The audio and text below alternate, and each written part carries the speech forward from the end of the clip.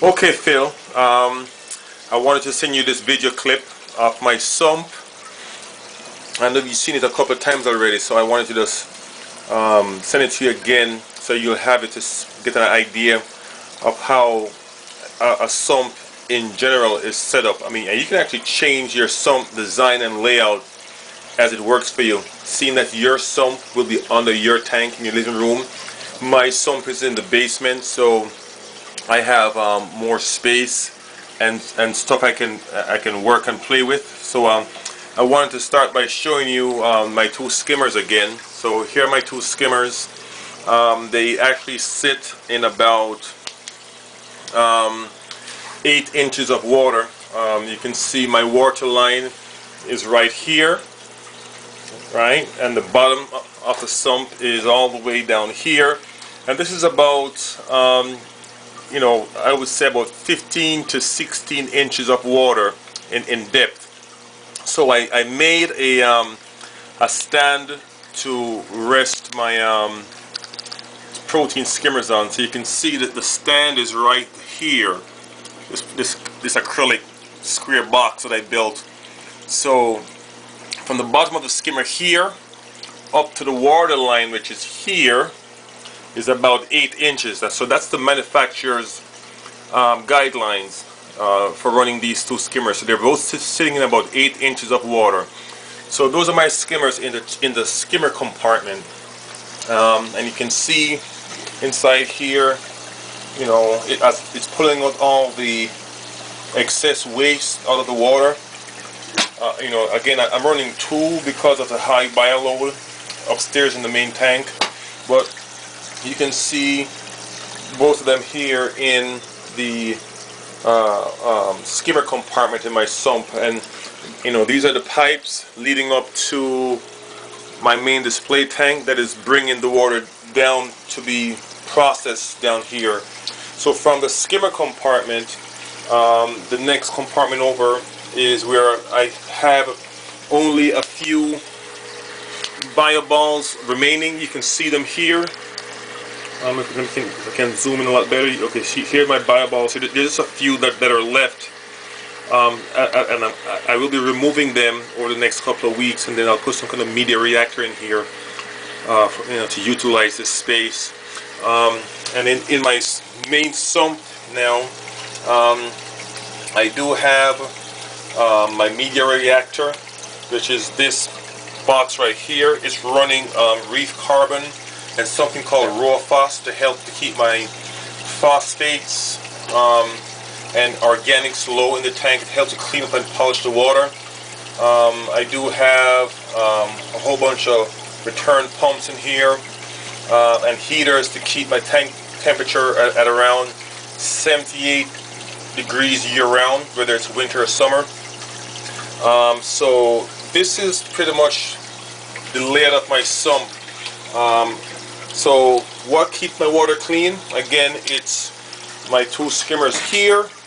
That's doing most of the leg work. I would say 80% or 90% of the waste in my tank is removed by both these skimmers, and the remaining nutrients gets trapped into filter socks or filter pads here, or more importantly, they get used up. These nutrients get used up by my macroalgae. You can see my hang on the side refugium here that it has a light source that feeds this macroalgae. So here I have some alga and some caulerpa algae growing in here. And recently I just added this new refugium. You can see that I have about 5 inches of sand on a sand bed. You know, for my sand bed here, it's about 5 inches of sand that helps to break down the nitrates in my tanks. I'm actually running two types of algae, macroalgae here. I have spaghetti algae and another red algae that's recently started to grow in the tank. And the combination of these two refugiums with all these various types of green and red macroalgae helps to process and remove nitrates and phosphates from my tank. Now, nitrates is not too bad in a reef tank, but in a I'm sorry, nitrates is not so bad in a fish only tank, but in a reef tank, nitrates and phosphates will inhibit the growth of corals. So that's why I went ahead and added a second refugium here to help process all the excess nitrates and phosphates that my heavy bioload upstairs is producing. So with the skimmers, my two refugiums, along with my coil denitrator that's sitting right up here, it's actually dripping inside. Let me see if I can show you where it's dripping, but it's actually dripping inside here. All of this tube right here, that's a return, and I'm getting 0 nitrates coming out of my denitrator, so I know it's doing a good job, along with the macroalgae and the protein skimmer, to remove all the organics from the tank. So again, this is just a quick preview of how my sump is set up with my refugiums and my protein skimmers. Again, your sump will be in your living room, so but so you'll at least get a feel as to how yours will need to be set up.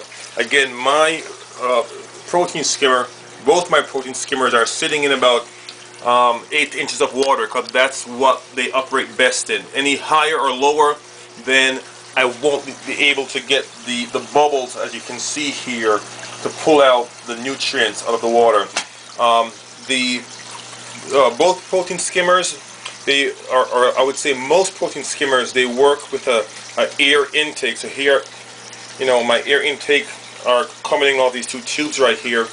I'm actually pulling air from the outside. So these two tubes you see here, 1, 2, they're actually going outside the house through my upstairs window with a carbon filter, and it's actually pulling in and using fresh air from the outside, as opposed to be using the basement air down here, which sometimes becomes stagnant. So this air that's being pulled in is actually what you're seeing here, that is actually creating these tiny micro bubbles that are helping to pull out all the gunk out of the water. So it's a two-step process. I'm actually cleaning and pulling out the nutrients, but I'm also infusing fresh air into my water to keep my pH level and the oxygen level high in my tank.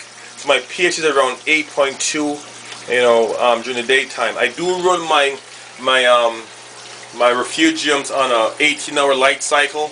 So when my main tank light is off at night, these are still on, to keep the pH up. So again, this is a snapshot of what I have in the basement. Here's a quick picture of the electrical, which is pretty messy against the wall.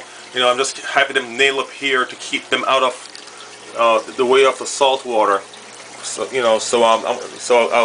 I'll put this on hold, and I'll take you upstairs and show you the main tank.